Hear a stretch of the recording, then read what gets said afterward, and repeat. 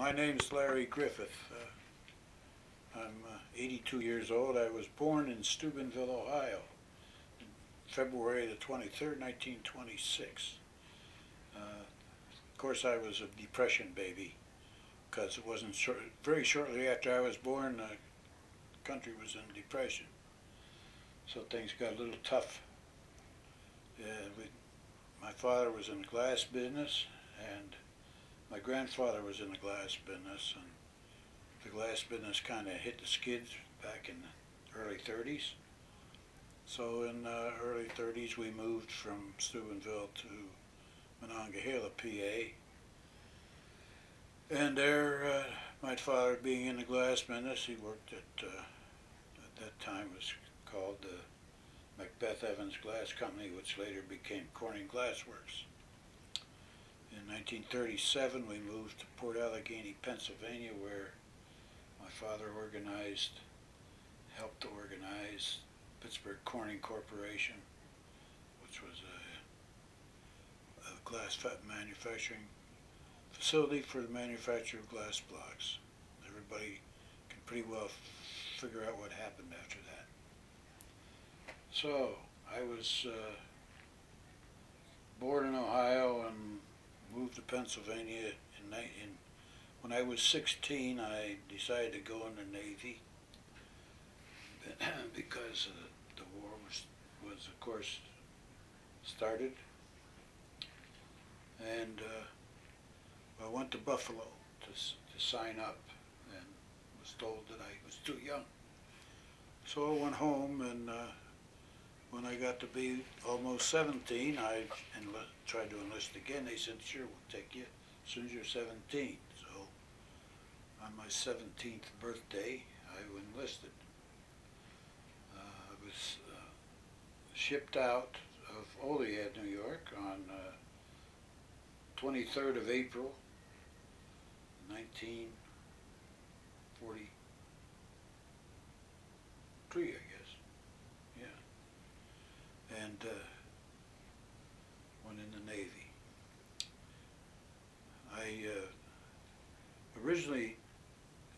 I was given a choice when I entered the service as to what I wanted to do. That's one of the reasons I chose the Navy, is because they had a whole bunch of different trades where you could learn something that would be worthwhile. Seeing as how I had always aspired to be a doctor, I chose to be a corpsman in the Navy. That was my first choice. My second choice was to be an electrician. I ended up an electrician. I went to electrical school in Detroit, Michigan. That was the site of my first battle when I was in the Navy. It was a race riot. So we survived the race riot and graduated from electrical school, and then we had a choice to make what we wanted to do with our trade. When I got out of electrical school, I was rated third-class electrician. And that opened all sorts of horizons. I could go on landing craft, I could go on aircraft carrier, battleships, cruisers, destroyers, minesweepers, picket boats. There were all sorts of possibilities, but one of them stood out because it got paid more, and that was submarines. If you went into submarine service and were accepted, you got 50% bonus on your pay, plus if you served outside the territorial limits of the United States in a war zone, you got another 20%. So when you add that to your basic pay of $76 a month, that seemed like quite a bit of money. So I chose submarines, and also at the same time took the test and passed the Navy V6, which was a program for officer training. I got to do London and went to submarine school. It was an interesting experience. We trained on what were known as the O-boats, which were vintage submarines, which were practically all manually operated. And I found out that I am very susceptible to seasickness, but that's you just have to live with it. We trained with the O-boats, and we're fortunate in one day we got to cruise on an S-boat, which was somewhat modern. That was probably built in 1925. When I graduated from submarine school, I was assigned to the USS Bashaw, which was the flagship, which was going to be stationed in the Southwest Pacific. Unfortunately, the Bashaw sailed before I got assigned to it, so they put me on a train for the West Coast, and I spent 7 days and 7 nights from New London to Mare Island, California, on the train, not a sleeper.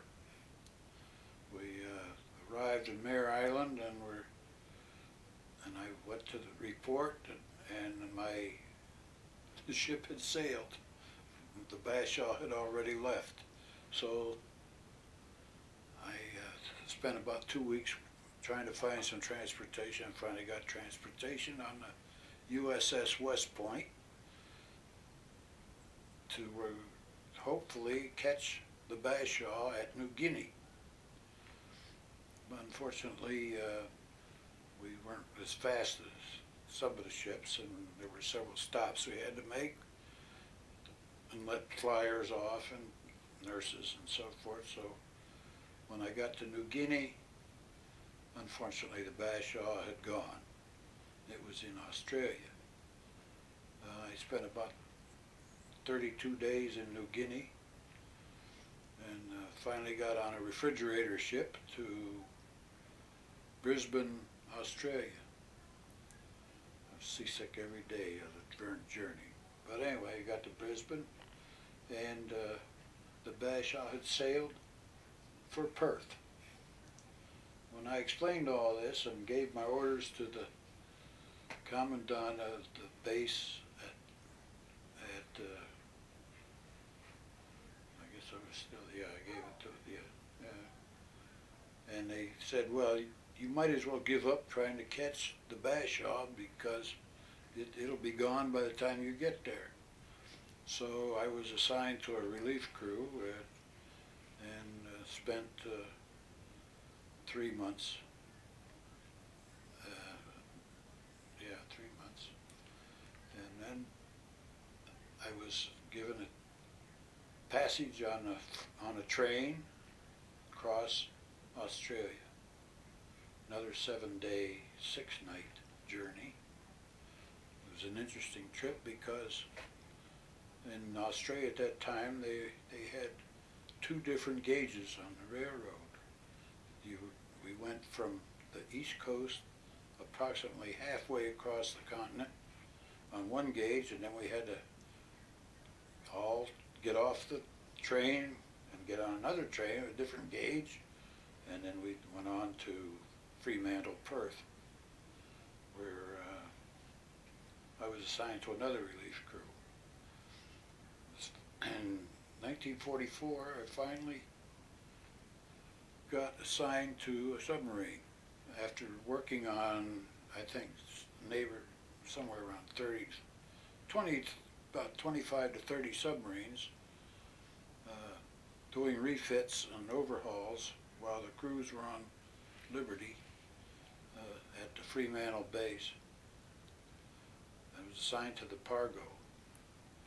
That was my first truly submarine assignment.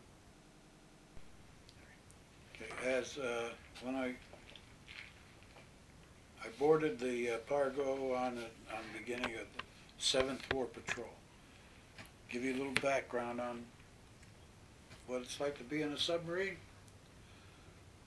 Well, when you're young enough, it doesn't make a heck of a lot of difference, I guess, what you're on or anything. But it's kind of a romantic experience.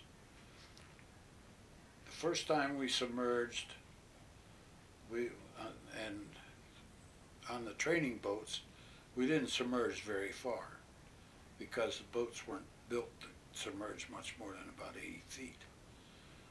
When we went on the Pargo, as we were getting ready to go on war patrol, we always have a 7-day training mission so that each member of the crew knows precisely what their duties are. And it's interesting point is that on a submarine, every man knows every other man's job. In other words, if I am incapacitated, somebody is there to take my place. If it's whether it's a diesel mechanic or an electrician or a quartermaster, whatever it is, we all have to be able to do the other person's job. And there is no individual on the boat. It's all team. Nobody ever gets in a fight. If they're in a fight, they're going to get transferred. Anyway, the first dive is a periscope depth dive, and it's a slow dive just to be sure that all the joints are tight. The valves are working, and the hatches are sealed and so forth. You go down to periscope depth, and the skipper cruises for a while at periscope depth. When he's satisfied that it's okay, he'll take her on down. How deep is periscope depth? Periscope depth is 67 feet. That's from surface to keel. But when you start going down further, the only way you have any idea of how deep you're going is to watch the depth gauge. And not everybody has one now. Let's face it, the ones in the control room you can see, but you just start going down. Now this is accomplished by manipulation of the bow and stern planes, the rudder, and the propulsion. The bow planes are rigged in when you're on the surface, and they're rigged out to dive. They're like flippers on a fish, or fins on what we call fins on a fish. When you want to go down, they're aimed down, and when you want to go up, they're aimed up.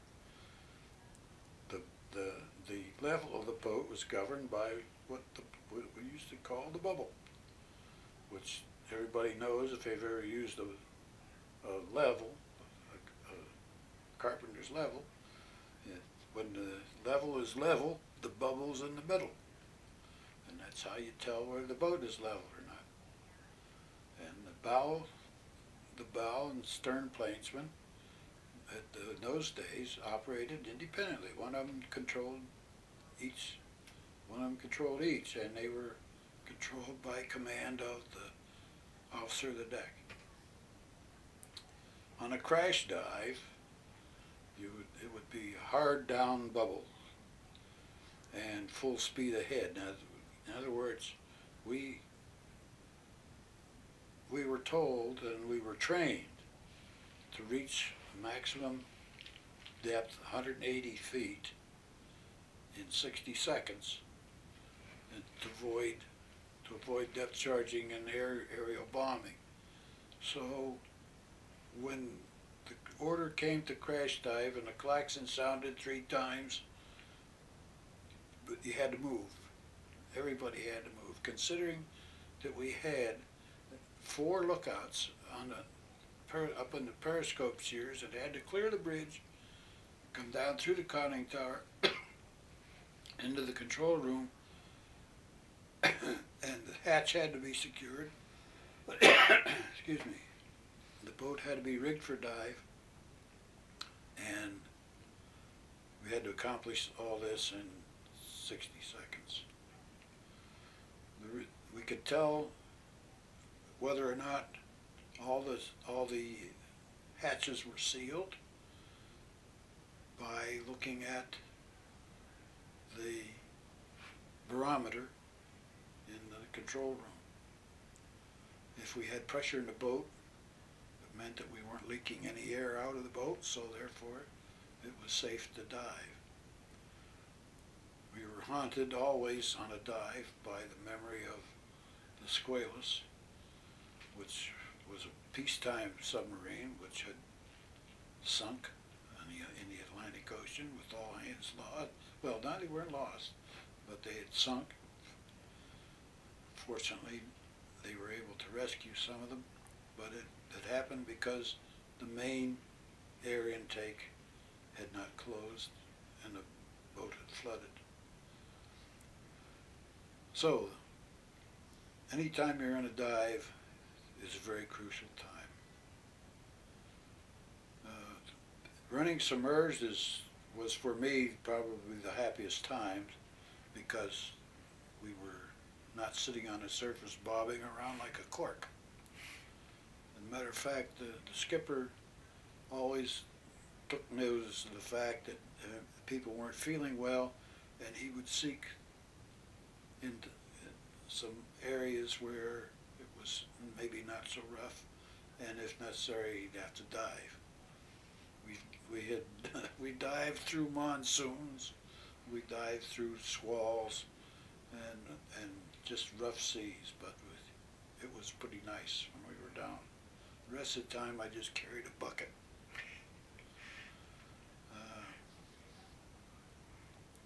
Getting back to the war patrol,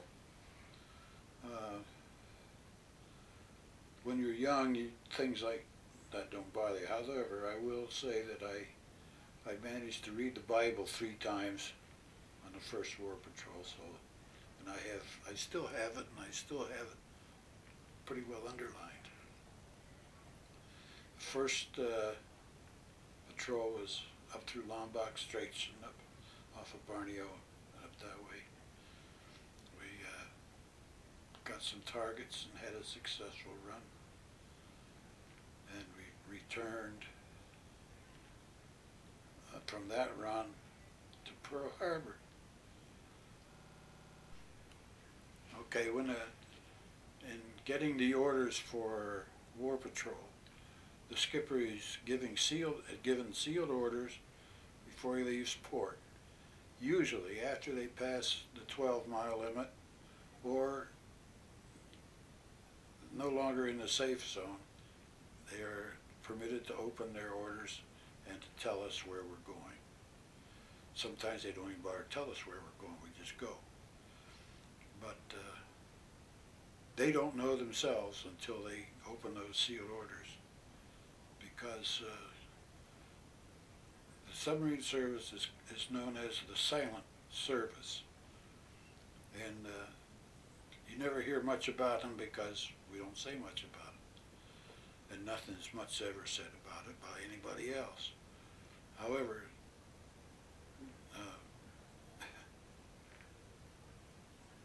the people who are there, who are in the service, realize the importance of it and are very closed-mouthed about everything. When you have left the sanctity and the safety of your base or alongside the tender, wherever you happen to start from, you usually go on the surface when you're in safe water. The one thing you have to remember is that when you're in a submarine, once you leave port, no matter how far you are from shore, you're in a dangerous area, because your own airplanes or ships are free to attack and sink you. So when you leave port, you're usually on the surface. If you're in a dangerous position, usually we submerged, and probably periscope depth during the day. At night we surface. In the daytime it'd be about periscope depth. At night we surface because we have to charge the batteries. The batteries in those days were not as good as we have batteries today. they had to be recharged. They were just like a big old car batteries that you have need to be recharged, and each cell was about 4 feet by 2 by 2, and it takes, when you figure you get, you have 2 battery compartments on the submarine, and they in order to provide the voltage to run the motors which drive the ship. It's called diesel electric drive. Matter of fact, some of the cars today now are talking about diesel electric drive, which is the most efficient method of doing it. But at night we could charge, we could put on 4 diesel engines, 4 generators, and charge batteries. We also had what we called a dinky, which was another small generator, which we could use for powering radio equipment and so forth in case we needed it. But remembering that we had 2 main motors which drove the submarine. If either one of those motors failed, we'd be really in bad shape. We've had to make, at one time, we had to stop and turn a shaft on one of our engines. Had to replace bearings on the main shaft of one of the motors. And when you're doing that, of course, you're vulnerable. Here again, this is where, as I said, you have to be able to do the job of everybody else on board. You cannot qualify until you do. By qualifying, I mean you cannot wear the twin dolphins until you are qualified, and it's a pretty rigid test in order to get those dolphins. So when we wore them proudly. Give you some idea what a day is like on a submarine on a war patrol. First place, we have assigned sleeping quarters. On the submarine, any available space is used. My first patrol run, I had a bunk in the forward torpedo room, sleeping on a torpedo. In effect, it's a bunk which is on hinges and sits right over one of the torpedoes. I had that bunk for a period of time, but to give you an idea, in the morning, when you wake up, you look at the depth gauge. Or whenever you wake up, you look at the depth gauge, and that'll tell you whether you're on the surface or you're submerged. So now you know whether the sun's out or whether it isn't out. If you have lookout duty, which I was fortunate enough to have because I had good eyesight, you spend your 4 hours on and 4 hours off. You go up on lookout duty during the day if you're on the surface, and you take a place in the periscope shears. If you can visualize, you know what the periscopes on the submarine look like. On either side of the periscopes are lookout stations, and they are probably 8 to 10 feet above the conning tower, which is the highest point on the deck. You also have a forward lookout and a rear lookout. So you're constantly scanning the horizon, and you have to use your binoculars. And if you see anything that looks hostile, you shout it out, and probably they'll clear the bridge. We've dived for birds. We've dived for funny-looking clouds. We've had to dive for whales and dolphins. But as the skipper always said, it's better to dive than not to dive. So if you're on lookout, that's part of your duties. When you come down off the lookout, you usually go to the crew's mess, which is the after battery compartment. And there you, if you're a coffee drinker, which I am not, you can have a cup of coffee, which the reason I wouldn't drink it because they never changed the grounds. But anyway, you could have a glass of water or powdered milk and read or listen to the latest poop coming over the tube from Tokyo, or you could just conk out. Then you would have to go back up again, finish your second stint, then you could come back down. Now, if you were fortunate enough to be a lonesome bunker, that was one thing. But usually we were hot bunking, so that meant that when you were out of the bunk, somebody else was in it. So you had to wait until they were out before you could get in, and they had to get out when the watch changed every 4 hours. The second, well, then at night, the lookouts, of course, had to wear light sensitive, had to wear the red goggles when we were inside, where there are lights, so that when we went in to the dark, our eyes were accustomed to the dark and we could see. Went through the same routine night as we did day, except it was just a little more exciting at night because you couldn't see some of the stuff that you would like to be able to see. Therefore, you had to be twice as careful. A lot of the Japanese bombers, when you get close enough to land, you pick up some of these bombers that come over just to give you a good time, and you had to be very careful and very alert on that. In the daytime, after you got used to the routine, you just sailed right along.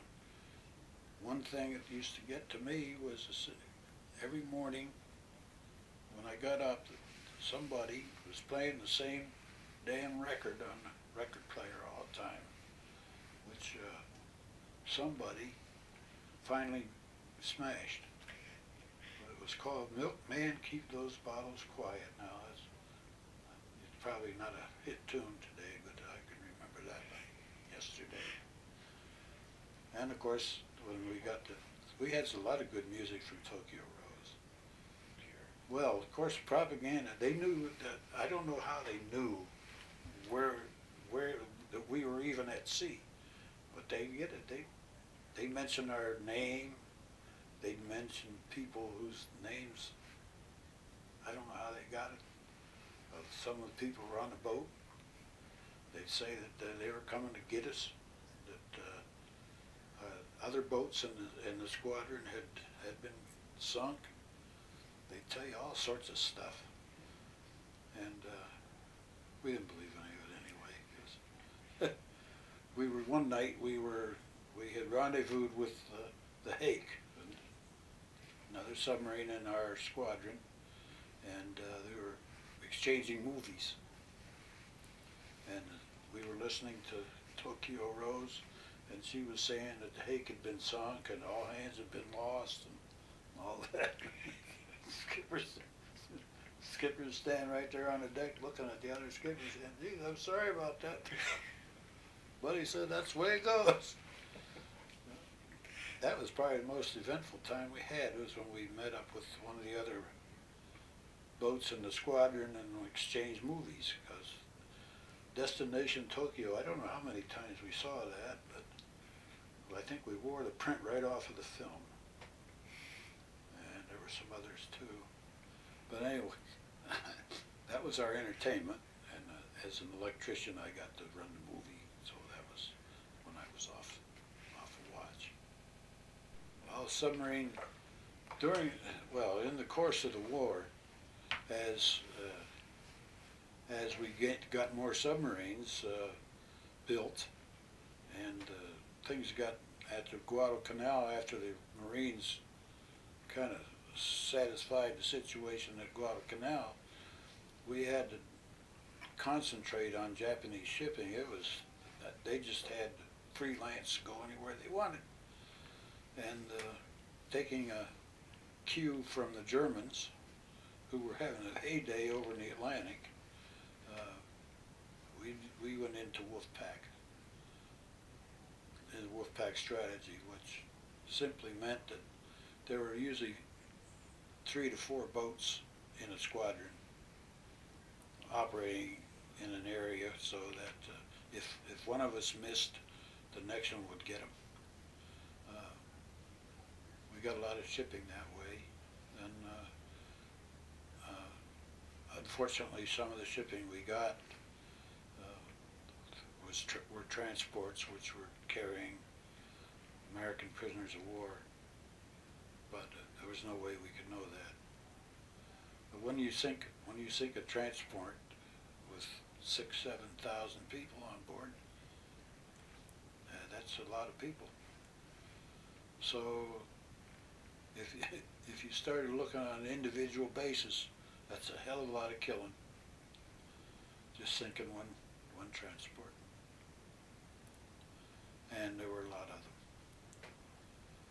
So, and when we were relieved from station, one of the boats, either ours or somebody else's, would have the SOPA, Senior Officer Present Afloat. He would be in charge of the squadron, of the pack, the wolf pack, and he would give the orders on where in the area to go and so on. Of course, he was limited by what ComSub Southwest Pack, ComSub Pack had to say, because that was all handled out of Pearl Harbor by Charlie Lockwood, who was the admiral in charge of submarines under Nimitz. But it was a well-knit group, and we had, considering that we were one of the smallest branches of the Navy, of the Armed Forces in that respect, we had just about the highest losses, over 20%. We lost 52 submarines. Yeah. Thinking of some of the days and beyond back, we had diving sections at submarine school. There were 14 men to a diving section. This meant you trained together with these 14 men. You went through your basic submarine training, how to run the trim pump and the drain pump and the hydraulic system and all that. That's basic. And then our deep dive, we had to go through the diving tower together. And of that 14, I'm the only one left.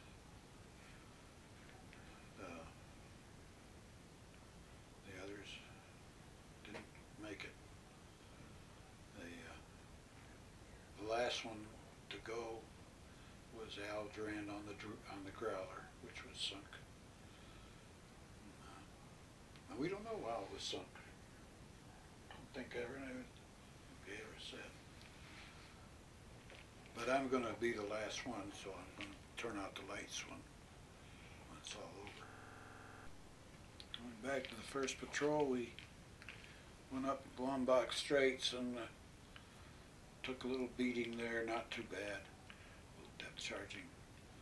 Got up through and I can't remember of all the ships that we saw.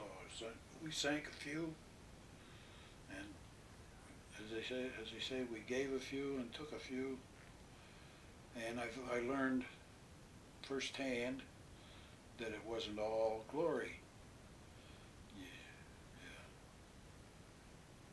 It's nice to be young and foolhardy and romantic and everything, but when when you're rigged for silent running and you're waiting for the depth charges to fall on you, you have a little different perspective. Only twice in my life that I know of have I ever really faced death. I mean, truly.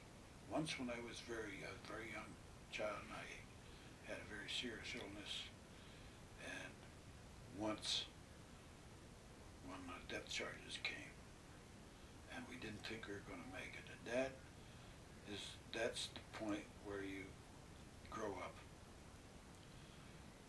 You realize that life is a finite thing, and sometimes you can do something about it. When you're sitting there in the dark, waiting for that click click, and you realize how fragile life. The click click is when the depth charge is dropped. It has a pressure sensitive, spring loaded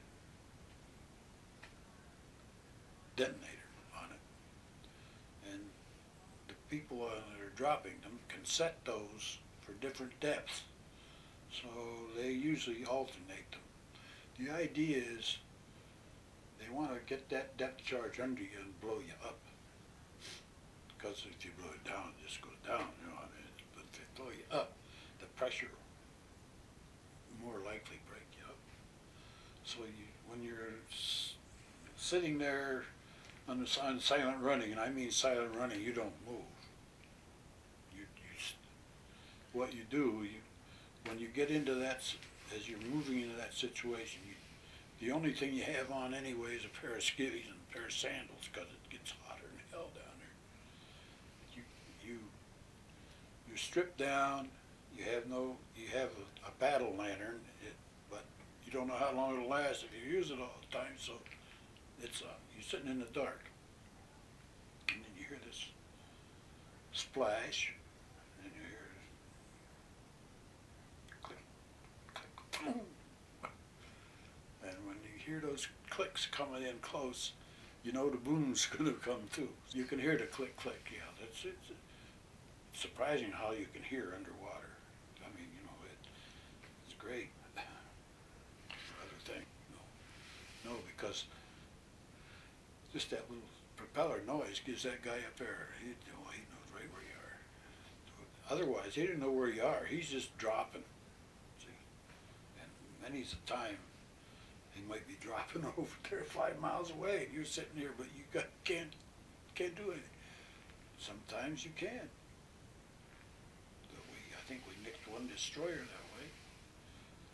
I don't know what the official tally was, because the Navy never told us whether it was a sure sink or well, we got damaged, and then we had questionables. Our battle flag indicates that we had 31 ships, some damaged, some sunk. One was a carrier, and we know for certain that we took an island, because we did that on the surface with our 5-inch gun, which is in that photograph right there. We sank. We took an island. It was an island.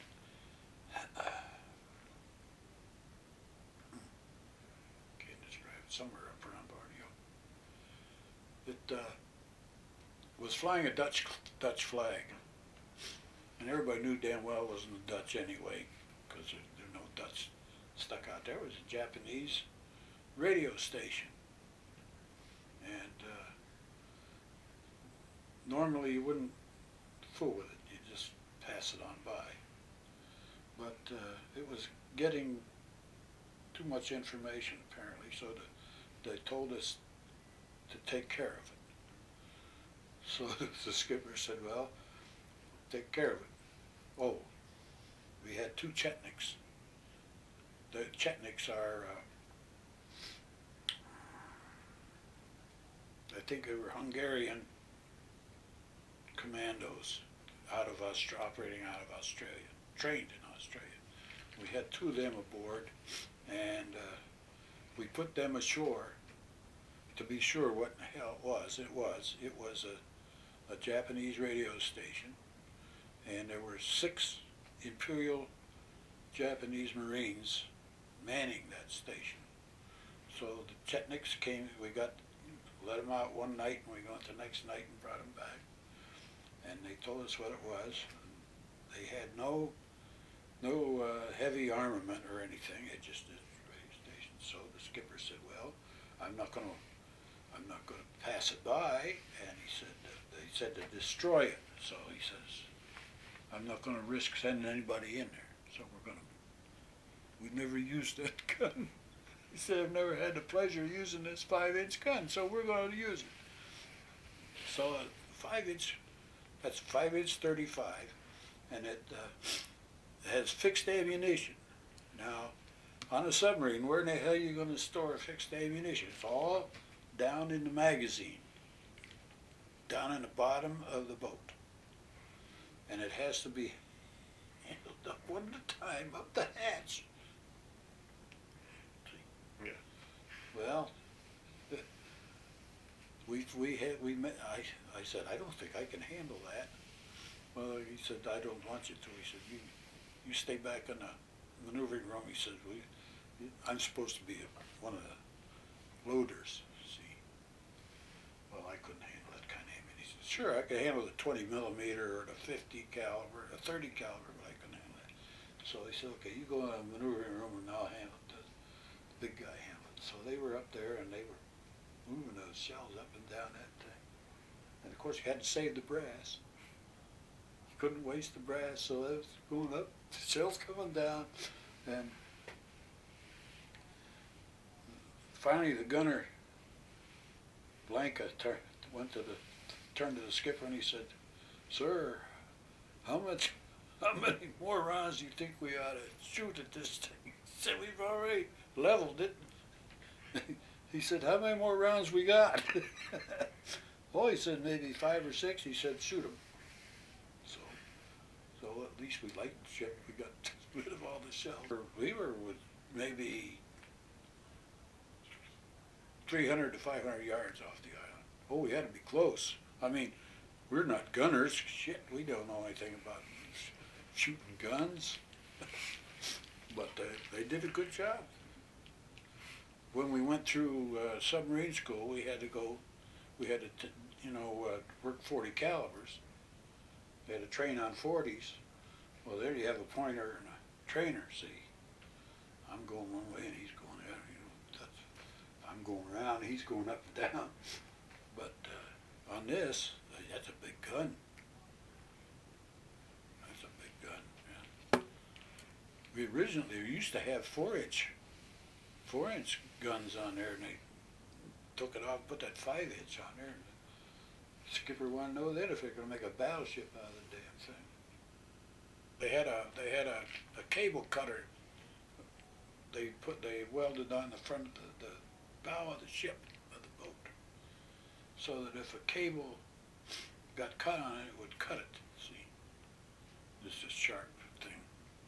And then we made sure that they put a deflector over the bow planes, so that if a cable came along, it would just go out around it. Otherwise, it would catch on the bow planes and boom. So they did that at, I guess they did that at the Navy Yard in Mare Island. No, Pearl Harbor. Must have done Pearl Harbor, because that was where we left from.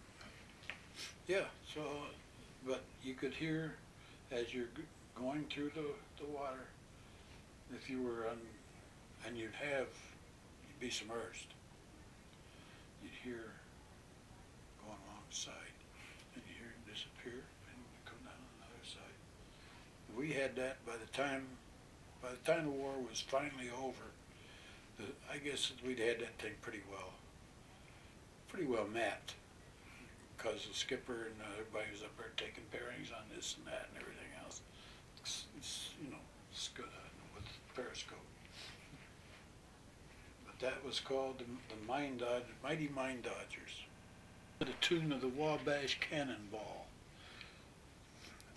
I can't. Jeez, I think I got. thought I had the lyrics. Anyway, part of the lyrics are the direct result of the last patrol run when we were strafed by the Russians, even though we had the American flag clearly painted on the deck. And it goes something like it: if the Zeros don't get us, the Stormovix will. Oh, listen to the rumble and roar. I got to look up those lyrics, but we had to look out more for Stormovix than we did anything else during the last phase of the war. For us, damn Russians, they shoot at anything. When we came in from a patrol run, we had 2 weeks of rest and recreation, R&R. And for the submarine crew in Hawaii, it was at the Royal Hawaiian Hotel, which at that time was on the beach at Waikiki, still on the beach at Waikiki, and it was next to the Moana Hotel. The Moana was where the officers went. The Royal Hawaiian is where the rest of us went, and we got bed bugs. One of my friends from home was on leave from the Ronquill at the same time, so we were both at the Royal at the same time, and he came up to the room and sat on. I hadn't even unpacked yet, and he sat on the bed. We were talking, and all of a sudden he got up and he said, "Bed bugs." I said, "What do you mean?" He said, "Goddamn bed bugs." "Where?" I said. He says, "Right here." He picked a mattress up off the bed and we threw it out of the balcony, off of the balcony. Some years later, 30 years later, my wife and I were in Hawaii on vacation, and we were staying at the Outrigger Hotel, which is right next to the Royal Hawaiian. They built that hotel between the Royal Hawaiian and the Moana. How in the hell they got in there, I don't know. But we were right there, and I was facing the same damn room. And I couldn't help but wonder if I got those bed bugs.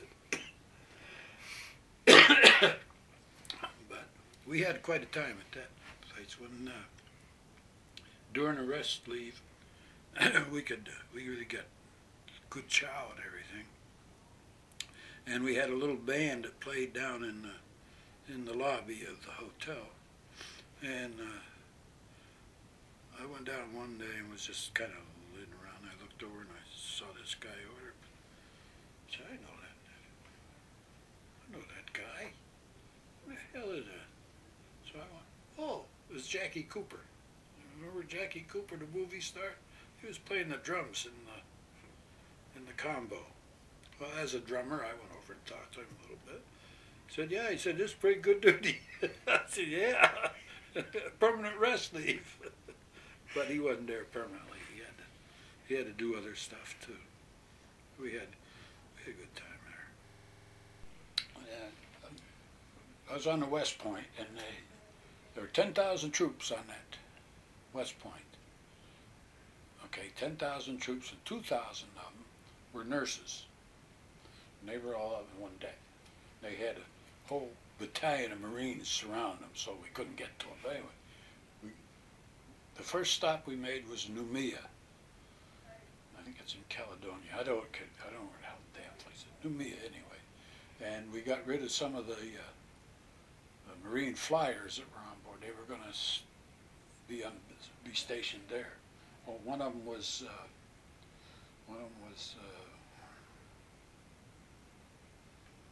Tyrone Power. He was one of them. He was an old movie star. That was before your time. He was a movie star. We got rid of him. He was a nice guy. And we went on to New Guinea. Got a Gamadota.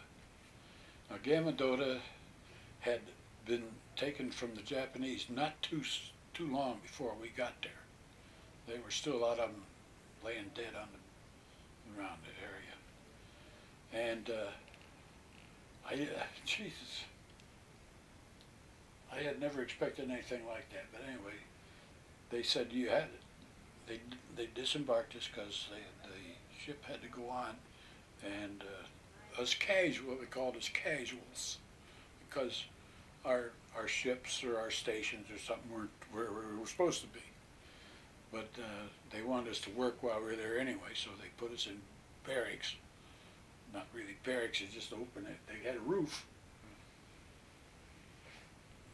just a thatched roof, and double-deck bunks. And it either rained, or it was so sweltering hot that it should have rained, or it rained and was sweltering hot. That's the only conditions we had. So, and when you went to bed, you take your shoes off, you tie them, and you hang them on the head of the bed, so the scorpions don't get in them. So anyways, on this thing here, and this one guy, he'd been there I don't know how long, he's getting stir crazy. He said, "Did you see that good-looking gal?" I said, "I didn't see any good-looking gal." "Oh, yeah," he said, "she comes down every afternoon. Get stuff for dinner." I said, "Oh, well, I've seen her." So I said, "What time she come?" "Oh, around 3 o'clock." So I said, "I'll go for her." So I was on the dock detail. We were unloading stuff. And comes 3 o'clock, and I said, I told the guy, and I said, "Where's this girl?" Comes, "Oh, she'll be down in a minute." "Boy, she's a looker." She shows up, and I mean, she's black as that thing there. She must have weighed 300 pounds, and everything was hanging free. All she had on was a grass skirt, I guess you call it that. And she was going to go get stuff for Chug. I said, "Is this?" "Yeah, isn't she something?" I said, "I didn't think so." "Well, you haven't been here long enough. Wait another week." God. My God, when I got off of there, she was looking pretty good. Torpedo firing solution. In order to fire a torpedo, you have to know how far it is, its bearing, and its course.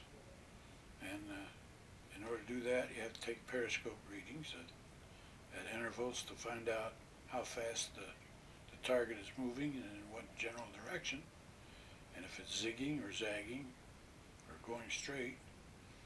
And all the information that they get through the periscope is put into the torpedo data computer, which was a bunch of cranks and things that nobody knew anything about. Nobody knew much about it except the people that built it. And we would crank out the solution, and then by the time you get the solution, you have to be sure that the target's where it's supposed to be, but by that time, you get the order to fire, and then you fire 1 to 10, if you want number of torpedoes. If you're firing for a carrier, you'd fire everything. You can put the galley range on it, but when you look at the computer today, we carry around in one hand, and that piece of equipment isn't doing half as much as that old computer today. It's amazing. You can hear your screws out so far, and then they don't hear them. The sonar man can really hear them because he's sitting with the earphones on. He can track it, and they time it. Of course, the torpedo was timed. Depending upon distance and speed, they could tell you how long it would take it to hit. In other words, somewhere within anywhere from a minute, say a minute, or maybe only 30 seconds, depending on where it is. But the officer of the deck would start his stopwatch when the fish was fired, and to call out the seconds, and so we'd get a good idea whether we had a hit or a miss. And if you had a miss, you didn't hear anything, unless it hit something on shore. If you were close to shore, but if you had a hit, you knew it. You could hear it, and then you could, when it was sitting in the water, being very quiet, you could hear the ship breaking up as it shifted in the water, of course, when it began to capsize while the engine, all the motors and everything would fall off, break up. Terrible sound. You could hear that if it wasn't too far out, but you could always hear something. Well, sometimes you didn't go. Sometimes it was better to stay if you had good water under you, and if you could avoid get under a cold layer, you're pretty good. Then, by that I mean we had hydrometers and stuff on the deck. As you're passing through the ocean, you're going through layers of different temperature of water. If you get under a cold layer of water, that diffuses their sonar so they don't know where the hell you are. So if you know you're under a good cold layer, you just stay right there and tough it out. Otherwise, depending how far away the sightings were, you can't outrun them. I mean, most we could do submerged was about 2 knots. You know, that was not like today's submarines. But I mean, 2 knots and pedal like mad, you know. But you're going to get it one way or another. On the surface, you could maybe get 12 knots. That's if you had all 4 engines on, motors going full, everything going, nothing breaking down. That was one of the things that's one of the things that helped the American submariners that the Japanese submariners couldn't do. The American submariners could improvise. If something broke, the American could figure out something else, you know. Use it, you know, use a bungee cord or something else. It's a spring, hell, make one. But the Japanese, a lot of their submarines were incapacitated because of little failures that they could have repaired themselves but didn't know how, which is good for us. We sank, of course we sank some of their submarines. We didn't, but some of the other boats did. They were the I-class submarines.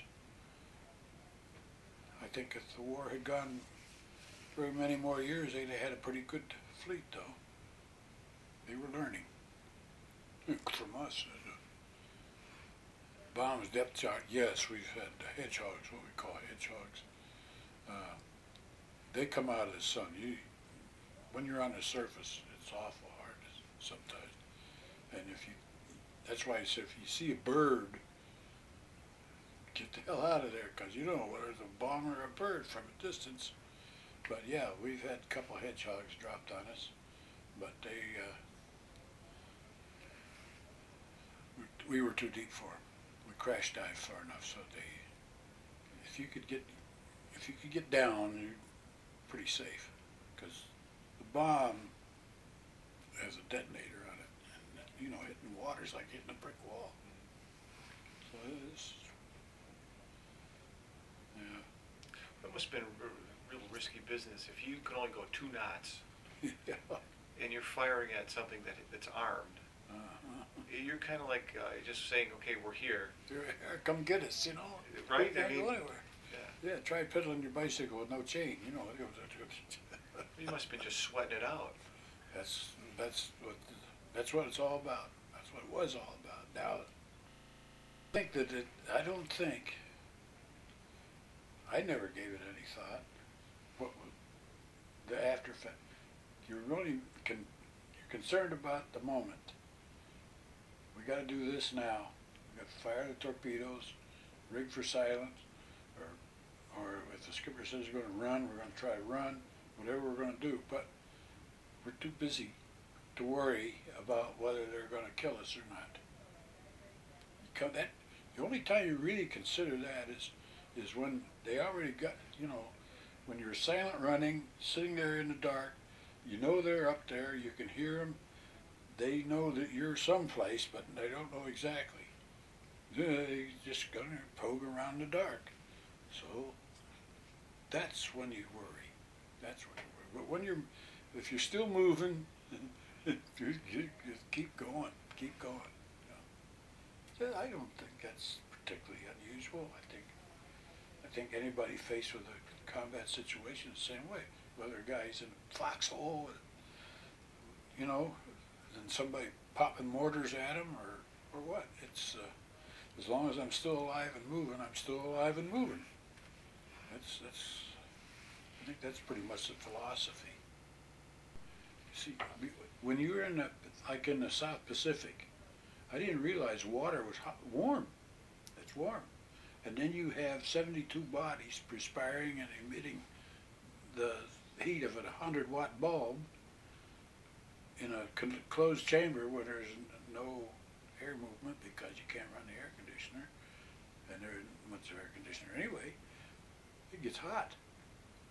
And so when you strip down to nothing but a pair of skivvies and sandals, and you're still hot, you know damn well it's warm in there. And thank God I can't smell. That was because it was during the 7th patrol. It wasn't a heavy depth charging, but we got depth charged, and we got salt water in the batteries.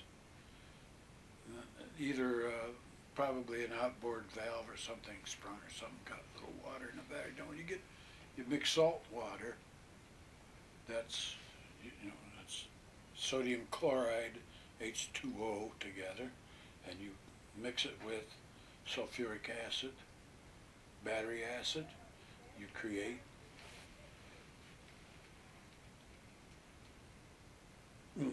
SO. You get a hell of a lot of that. And you get chlorine gas in the gaseous state. Normally, no problem. You just you secure the leak, and as soon as you can, get to the surface and ventilate outboard. Normally, no, and you have to disconnect the power source to stop the reaction.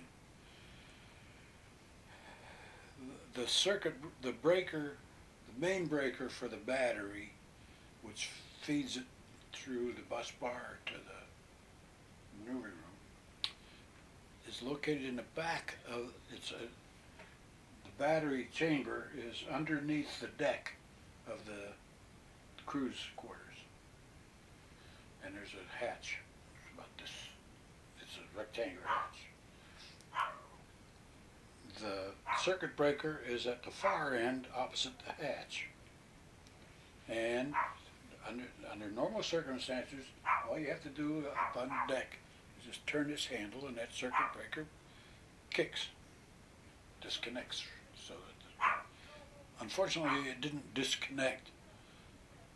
So the only way to disconnect it is to manually. So whose job is that to do? Electrician. That's electrical. Big deal. Not only is it's an electrician on duty, and usually the youngest is guys on duty. So that was me. Well, I was a pretty good swimmer. So I didn't think much of it.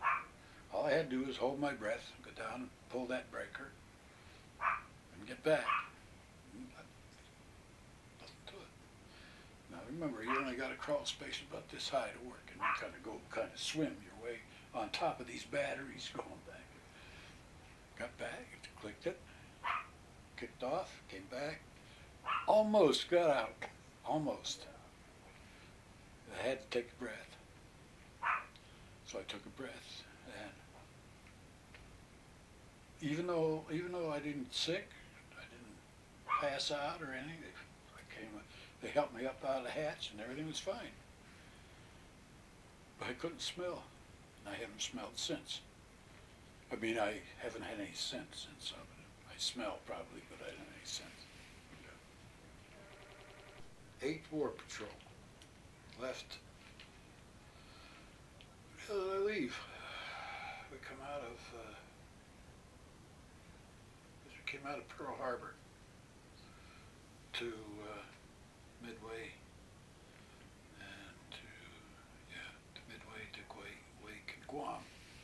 Had a stop in Guam, topped off the fuel tanks, watched the flying fortresses coming and going, and they were on Tinian, right next door. And then we took off with, I guess there were 2 or 3 others, but I don't know who they were, boats. And we went to the Sea of Japan. We had to go through the minefields of Tsushima. That's where we got this mighty mine dodgers thing. That was really, they really had that thing pretty well mined, and you could hear the cables scraping along the side. That was interesting. But anyway, once you got through the minefields, like I say, it became the Emperor's bathtub. We sank a saipan or something, or some little boat, and we cruised up and down. And they dropped that atomic bomb, so then we figured, well, the war's over, see? We might as well get home. Yeah, well, we didn't. Well, it was, we were waiting for the flyers, because they were running a lot of B-29 runs over the islands. And our job was, primary duty was to be alert to pick up friendly flyers. And we didn't pick up any. We didn't pick up any because there weren't too many of them lost over there. That was pretty, I mean, things were clearing up. You know, it was obvious that either we had to invade Japan proper or something, because there wasn't anything left to sink, and they couldn't get any supplies. Let's face it. Anyway, we did what we were told. We destroyed it. I think we shot down a mine there someplace. I think that's on the flag there. We found. We destroyed that with gunfire. 50 caliber, 30 caliber mine. Yeah, that was fun. You know, that was better than shooting jabs. And so, yeah. Then as we were cruising on the surface on the west side of Japan, in the Sea of Japan, expecting a large flyover by Army flyers, by Air Force, Army in those days, Army Air Corps. This damn bomb went off. The skipper was on deck and saw it and said, "We're getting the hell out of here." So we went out, we got some deep water under us and submerged. And he stuck up the antenna so he could find out what the hell was going on. And he didn't hear anything for quite some time.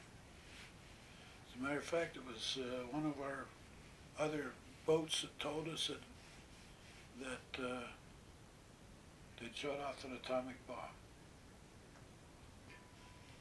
Which I didn't hear it. No, it was too far away. I didn't. Besides,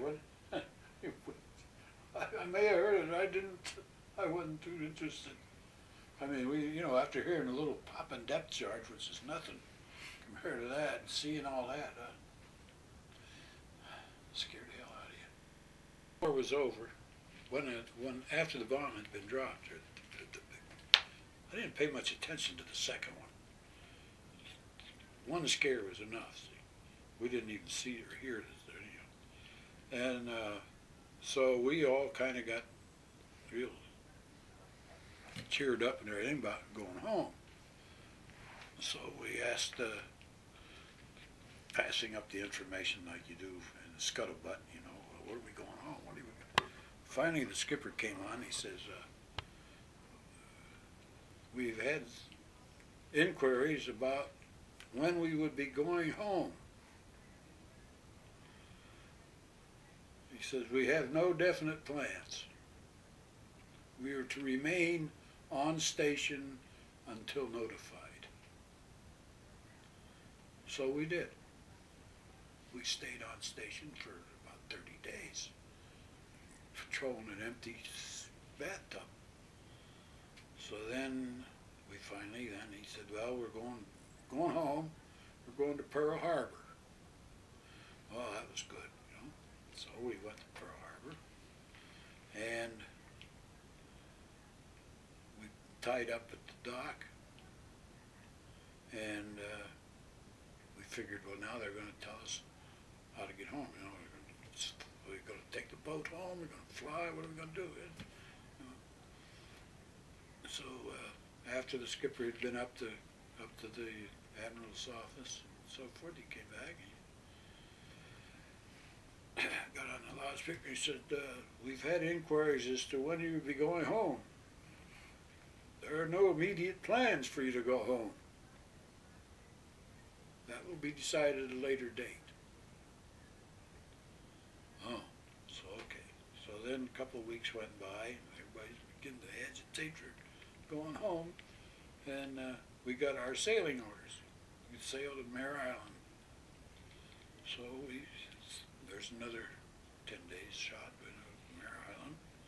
Tied up at Mare Island. We figured, this is it, boys. Where are we going to get discharged? This is to announce that there are no immediate plans. We will remain, only those with so many, you had to have, I forget how many points. You had to have so many points to get discharged. I didn't have enough. I had too many. I was considered essential, because we got orders to put the boat out of commission. That meant that all the electrical equipment and everything had to be preserved. So they said all the electricians are frozen, all the motor machinists are frozen. The torpedo men can finish up offloading the torpedoes and then they can go home. But everybody, all you electricians and motor machinists have got to stay and put it out of commission. So, okay, so we started putting it out of commission. We wrapped and gliptoled and preserved. I mean, every switch, every panel, every bus bar, clean it up. They even brought a portable steam laundry and put on a deck so we wouldn't have to leave the boat.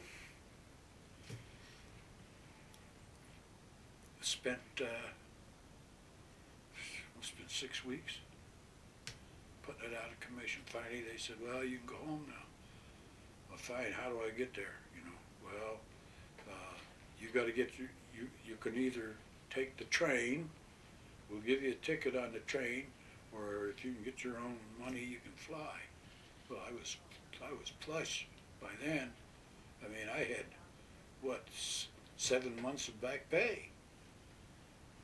I was loaded. I had over $800. So I flew. I got on a plane, and got on a plane in San Francisco. That plane flew to Reno. Just a little old 2-engine job. Flew to Reno. Got from Reno, went over the mountain, got on the other side. I don't know where it was on the other side. Stopped there. Stopped here. Stopped in Chicago. And, I had to get off in Chicago. I got off in Chicago and took the train from Chicago to Buffalo, and from Buffalo down to Port Allegheny, Well, they had got this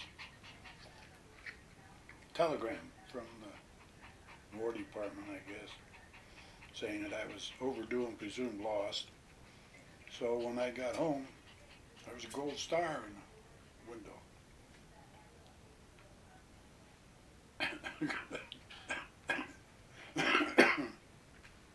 Of course, I didn't want to shock my mother to death. But so I had to get a hold of Dad first, and he got her calmed. He got her organized. Found out that I wasn't dead, which was a nice thing for me too, because I was glad. I didn't want to be dead either. But I wondered, because when we had pulled into Mare Island, there was no place for us to tie up. Usually they have a place ready, and the fruit and the milk is usually on the dock right as soon as you get there. But then we found out that they said we'd been sunk. It was interesting. Once we got over that, why, we started to unlimber.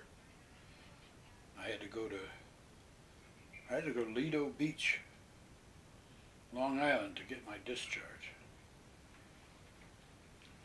I forget how the hell I got there. I think I took the train. Oh yes, it was, what was the name of that? They don't have that train anymore. I don't have any of them anymore. There's cinders and stuff. But I was so happy. I went to work, but see, I got back from Lido Beach and went to work 2 days later, shoveling cullet.